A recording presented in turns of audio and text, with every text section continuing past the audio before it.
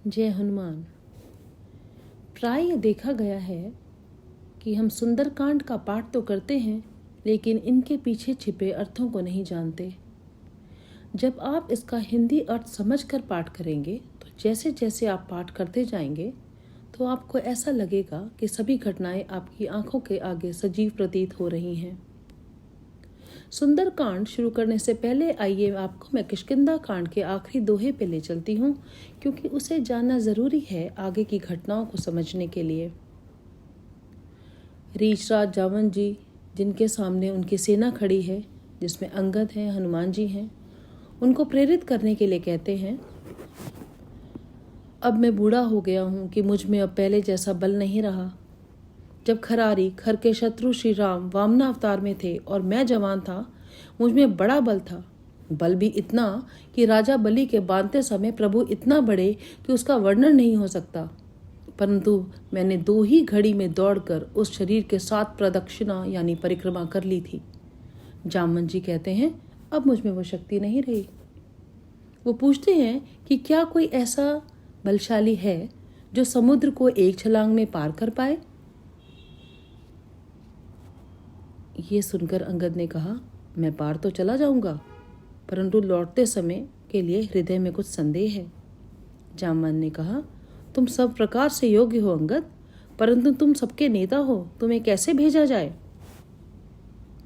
रीछराज जामवंत ने श्री हनुमान जी से कहा, हे हनुमान, हे बलवान, सुनो, तुमने ये क्या चुप्पी साध रखी है। तुम पवन के पुत्र हो और बल में पवन के समान हो। तुम बुद्धि, विवेक और विज्ञान की खान हो। जगत में ऐसा कौन सा कठिन काम है हे तात जो तुमसे नहीं हो पाएगा। श्री राम जी के कार्य के लिए ही तो तुम्हारा अवतार हुआ है। ये सुनते ही हनुमान जी को अपनी भूली हुई शक्तियां याद आ गईं और वो पर्वताकार हो गए, अत्यंत विशालकाय हो गए। उनका सोने का रंग है, शरीर पर तेज सुशोभित है, मानो दूसरे पर्वतों का राजा सुमेरु हो।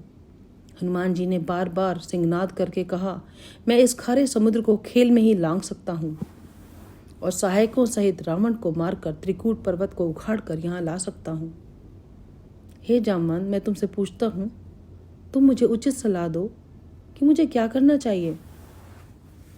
जामवंत ने कहा, हे तात, तुम जाकर इतना ही करो कि सीता जी को देखकर लौट आओ और उनकी खबर कह दो। फिर कमल नयन श्री राम जी अपने बाहुबल से ही राक्षसों का संहार कर सीता जी को ले आएंगे और केवल खेल के लिए ही वे वानरों की सेना साथ में लेके जाएंगे। वानरों की सेना साथ लेकर राक्षसों का संहार करके श्री राम जी सीता जी को ले आएंगे। तब देवता और नारद मुनि भगवान के तीनों लोकों को पवित्र करने वाले सुंदर यश का बखान करेंगे, जिससे सुनने, गाने, कहने और समझने से मनुष्य परम पद पाते हैं और जिसे श्री रघुवीर के चरण कमल का मधुकर तुलसीदास गाते हैं। श्री रघुवीर का यश जन्म मरण रूपी रोग की अचूक दवा है। जो पुरुष और स्त्री इसे सुनेंगे, तृष्णा के शत्रु श्री राम जी उनके सभी मनोरथों को सिद्ध करेंगे। जिनका नीले कमल के समान श्याम शरीर है, जिनकी शोभा करोड़ों कामदेवों से भी अधिक है, जिनका नाम पाप रूपी पक्षियों को मारने के लिए बधिक के समान है, उन श्री राम के गुणों को समूह को अवश्य सुनना चाहिए। अब इन घटनाओं से जो हमें सबक मिलता है वो ये है कि जामवंत ने हनुमान जी को उनकी शक्तियों का एहसास कराया जो वे भूल गए थे। इसी प्रकार हम सभी के अंदर कुछ न कुछ गुण छिपे हैं, ज़रूरत है बस उसे पहचानने की और उस पर काम करने की।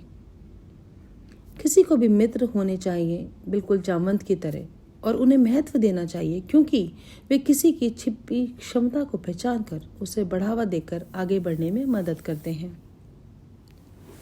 इसी के साथ किष्किंधा कांड समाप्त होता है और हम अगले एपिसोड से सुंदरकांड में प्रवेश करेंगे। जितना भी दिया दाता तूने, उतनी मेरी औकात नहीं। जितना भी दिया दाता उतनी मेरी औकात नहीं, ये कृपा है मेरे राघव की, ये कृपा है मेरे राघव की। ये भक्ति भाव तुम्ही से है, सब कुछ सरकार तुम्ही से है। धन्यवाद। जय श्री राम।